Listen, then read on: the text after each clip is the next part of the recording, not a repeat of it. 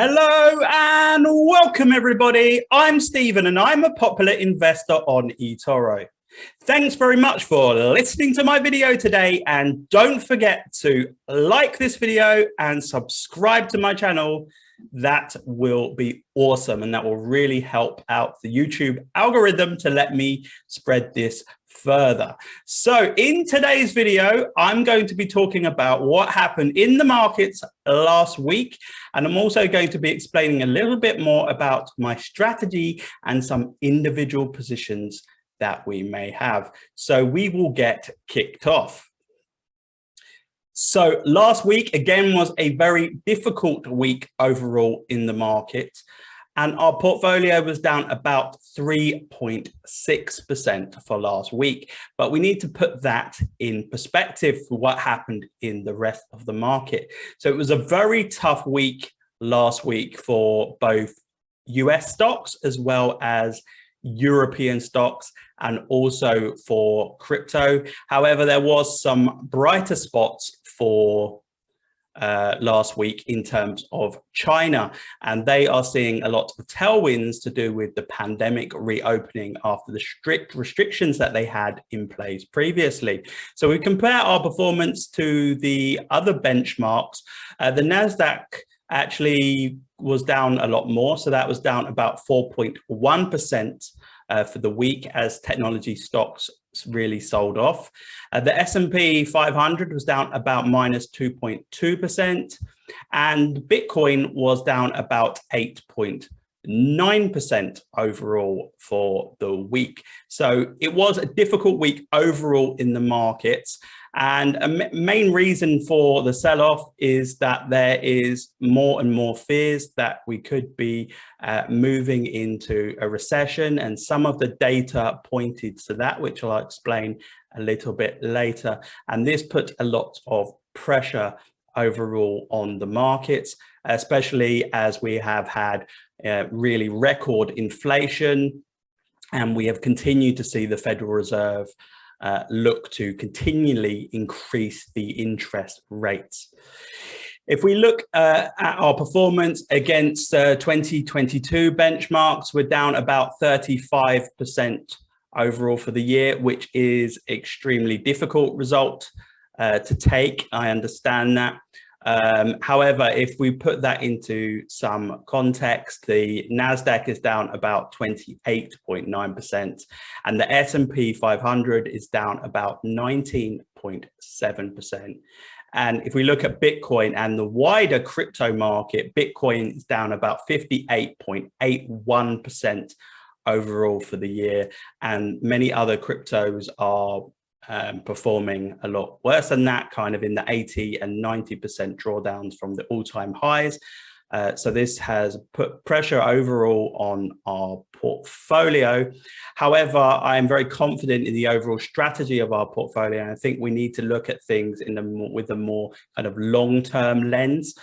And I think that our portfolio is really set up to outperform in the long run, even if we do have periods where it is underperforming some of those benchmarks. But that's another reason why we have a lot of diversification in our portfolios in different sectors and also in different markets, which has helped us cushion some of those losses that we could have had if we wouldn't have had that diversification. I also did lots of short-term trades last week. I did a short-term trade in Just Eat Takeaway, as well as Plus 500 and 𝗃𝗏𝗯. And I really looked to take advantage of some of the dips that they had in the market last week, and where I thought that they had been oversold, and then I sold into profit. And this does help. It doesn't help eliminate the losses, but it does help to cushion them and cushion some of that volatility that we may have.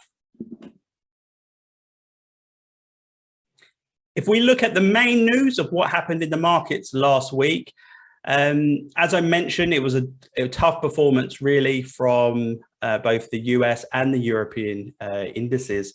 However, we did see a stronger outperformance of defensive type stocks, such as utilities and consumer staples. This is something that happens during these times of where a recession is being felt like it's on the cards. And because generally people need utilities and those consumer staples that you use in your everyday life, such as kind of toiletries, other, towels, toilet paper, these things that you need in your everyday life. And they tend to hold up pretty well because you need them, whether there's a recession or there's not a recession. Yeah, those outperformed slightly last week. This has been the worst 6 months to the start of the year since 1970 at 20.58%. I'm going to show you some figures later, but another reason I think that figure shows that we are having the worst year since 1970 is, one, because the downturn started very early in the year. So we've had kind of a really good 6 months of, drawdowns overall in the market. We've also had, as I mentioned, record inflation. We've had very high commodity costs. We've just come out of a pandemic. I think that this has all contributed to for it to be a record year in terms of losing so far in the first 6 months. The other piece of data that was released, which caused some negative sentiment, was the personal consumer expenditure, which is known as the PCE. This fell to 0.4% in May, and this is the first decline in 2022. So this basically shows that for the first month that we are starting to see what's happened in those kind of inflationary measures, and interest rates increasing, that we are starting to see consumers spend less money. It eventually does find its way to the consumer wallet, and it appears now that consumers might be starting to spend less. Joe Biden has also called for the companies managing gas pumps to decrease those soaring fuel prices. He said that this is at a time of war and global peril. This is quite an ironic statement, really, by Joe Biden, because he has recently been blaming the oil companies for fleecing customers and being able to extract maximum profit and taking advantage of these wartime situations. I think that they need to look a little bit closer to home and look why we are having this mass inflation. And the majority of the reason is because they printed so much money and put so much money into the system during the pandemic and provided that stimulus, which has caused inflation, and obviously which has been exacerbated by what's happened in Russia, but that also isn't the oil company's problem. So it's going to be interesting to see that rhetoric over the next few months. We had Jeff Bezos actually snap back at that as well, and said that you shouldn't actually be blaming those companies managing the gas pumps for the price of oil, because there is much bigger picture associated with that. We've also seen the ECB, they're guiding on 0.25% rate hikes until September. There had been some calls that they may increase these rate hikes to 0.5%, but they kept their message on point, which had been part of their narrative for many months, that they will continue on a regular basis to increase those interest rates by 25 basis points, but gradually. Sweden Central Bank also increased the interest rates by 0.5, which is the most it has done in 2 decades. So we're really seeing this being these interest rates being risen, across the board worldwide, but especially in Europe. And Eurozone inflation has accelerated to another record high of 8.6% in June. And this is mainly driven by soaring energy costs and food costs. And we may see inflation in the Eurozone peak later than it does in the US, for example. And one of the main reasons why is because the Eurozone has a much larger dependence on Russian oil and gas, and there is a real shortage of energy around Europe. So we could see rising inflation for a while in Europe, even after it does spike and start to tail off in the US.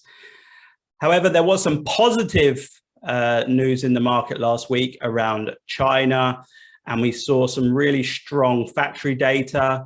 And a lot of this is to do with the easing of coronavirus restrictions for travelers and for people around the country. Most people have gone back to work and they're starting to increase the manufacturing capabilities in the country, which should start to slow down some of these supply chain issues that we've had, these supply chain bottlenecks that we've had in the past.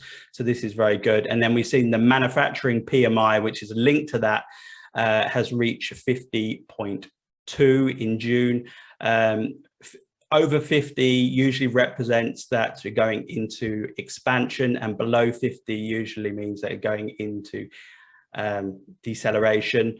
And that is up from 49.6 in May. So we are seeing some really positive signs overall for China. And we do have a lot of Chinese stocks in our portfolio, such as Alibaba, JD.com. These pandemic being lifted, these restrictions being lifted is really good for some of our stocks, such as Haidilao, which is a restaurant chain, as well as Wynn Macau, which is a casino group. And these less stringent COVID-19 restrictions should be really good for these stocks over the next couple of months. So I remain bullish on China. If we look at our top 3 performing stocks of last week, the top performing stock for last week was Wynn Macau, and that was up about 10.65%. There has been a lot of reduction in terms of those COVID-19 restrictions to do with casinos and people having to quarantine before they visit those casinos, which has been good for the stock overall. And we're starting to see a consistent rise from the lows that we saw during those lockdowns.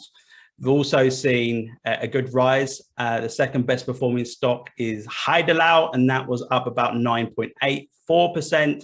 And again, a lot of Chinese consumers are starting to eat out again after those COVID restrictions. There's a lot of pent up demand, and I think that's going to be very good for the stock moving forward. And the third best performing stock is Anhui Conch, and that is a cement company in China, and that was up about 7.19%. So this week's top performers really dominated by China. We'll move on to our Death by Charts edition. I'm going to be running through 4 different charts. The first chart that I wanted just to explain to the left-hand side is is basically the US balance sheet, and it shows the debt in the US. And we've been told for many months that they're going to reduce that balance sheet because it obviously had run very high during that COVID-19 period. However, we are still seeing that the balance sheet on a year to date is still rising by about 2%. So we're continuing to see debt increase, and it will be really interesting again over the next kind of 6 to 12 months what we see in terms of the change in the balance sheet. The second chart that I wanted to explain was the US core PCE price index, and that has continued to go up. That's at about 4.69. as well as the US inflation expectations. This is a 5-year US break-even inflation rate breakdown, and this shows basically what they expect inflation to be over the next kind of 5 years or so. And the expectations have gone down from about 3.59, they've gone down to about 2.59%.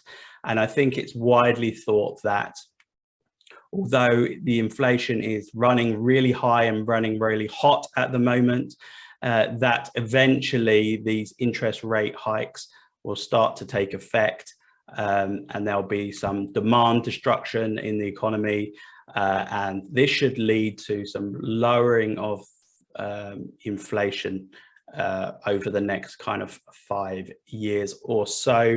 However, I do expect inflation to continue for much longer.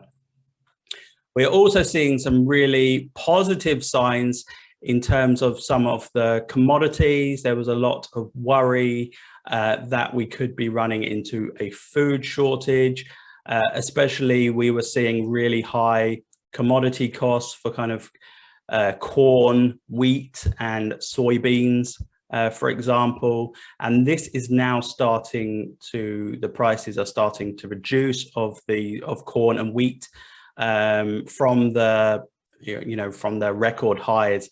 And now they are starting to come back to a, we won't say reasonable because it's still at an inflated level, but they are starting to come down slightly.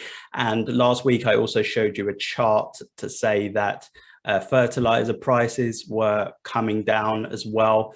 So I think that this could also be a sign that some of the commodity costs are starting to reduce. So for example, we've also seen a reduction in the copper price as well. And this could start to show that we are starting to peak in terms of inflation. So I wanted to present another piece of data in a chart to you, which I've called a game of two halves. And as I mentioned, this is the worst start to the year since 1970 at 20.58%. But if we look historically at those years where we had record drawdowns, just like we have had this year, you will see that the 6 months that preceded those worst 6 month start for the S&P 500, you will see that the second half, the majority of the years, you have seen very large increases after those record poor starts to the year. And just that 1970 year where we went down 21.01% for the first 6 months of the year, it was up 26.72% for the second half of that year. I'm not necessarily saying that we're going to have a amazing finish to 2022. What I'm really saying is that history does show that after really bad starts to the year, that this could be a really good opportunity to increase our core positions, and we could have a better end to 2022 than is expected. There's a lot of doom and gloom in the market at the moment, and I think that the markets are starting to price in this doom and gloom when, some of the figures don't need to change that much. All it takes is some good earnings for some specific large companies and inflation to peak and start to come down, and we could see a better second half of 2022. So now on to crypto news and views. And last week was a tough week overall for the crypto markets again. And that was Bitcoin was down about 8.9% last week after a good week the previous week. And now we're down to about levels of 19,000. This is the worst second quarter in Bitcoin's history at 52.8%. We had obviously had really strong drawdowns in 2018 as the market had a correction. But this was actually the worst single quarter that we had. And again, a lot of that is to do with the contagion that we had with UST and Luna, which has had a lot of knock-on effects on many crypto companies in the ecosystem. And we're starting to see some failures of those companies and also some bailouts by some big crypto heavy hitters. So we're also seeing a lot of trouble for miners. And the reason why we're seeing trouble for Bitcoin miners is because not only has the price of Bitcoin decreased, which reduces the profitability, but we've also seen increased hash rate. And although this is good for the strength of the network, this is not necessarily good for the Bitcoin miners, because the difficulty adjustment that happens every 2 weeks, it means that it's very difficult for those miners to be able to mine Bitcoin, and at a decreased price as well. This has put more pressure on those miners, and they've had to sell a lot of those Bitcoins in order to remain solvent. I think we're going to have a lot of mergers and acquisitions in that Bitcoin mining space within the next couple of months. We also seen Three Arrows Capital, which is one of the largest VCs in crypto, which were making really strong moves last year in 2021, but they have over-risked themselves, and they did get caught up in the UST Luna failure as well, and they have filed for bankruptcy. And there's a lot of knock-on effects, especially for lenders who had lent to Three Arrows Capital, and now a lot of those lenders are starting to go into issues as well. There'd also been a very strong rumor last week that KuCoin, which is another large exchange, had started to run into some liquidity issues and that they could be facing insolvency. However, the KuCoin CEO was very quick to come out and quash those rumors and say that this wasn't true. But it will be something that we need to keep an eye on.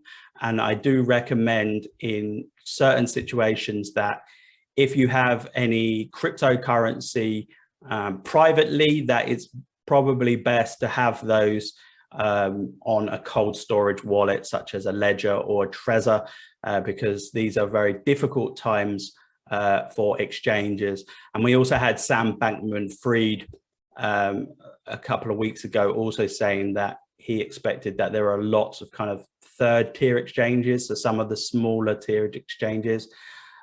He had already started to say that many of those were secretly insolvent at the moment, and it's quite likely that some of those will start to stop the withdrawal of crypto funds. So be very careful what you have on exchanges. We also did see some positive news if you are in the XRP community.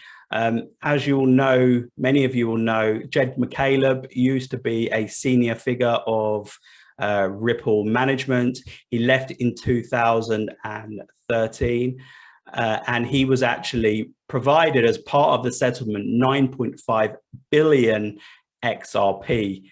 And he has an agreement that he can sell only up to kind of 1.3% of the XRP selling volume per day. And really on average, he's been selling about 7.3 million XRP per day. And he's been really selling off throughout the years from 2013. However, it is said now that he is getting very close to exhausting the amount of XRP that he has available to sell, and it is expected that by the end of July he would have sold off all his XRP. And this could be good for the XRP community because there'd always been this consistent selling pressure from 𝘃𝗶𝗀𝗃𝗃𝗃, and that is now going to be gone. Especially many of the XRP community are looking at this 𝗳𝗃𝗃𝗀𝗃𝗀 case, which is ongoing, which is expected to be settled before the end of 2022. So this could be positive news for the future price of XRP. We also had the long-awaited Vassal hard fork on Cardano, which will allow them to be able to implement smart contracts, etc. And now this has been launched on the test net.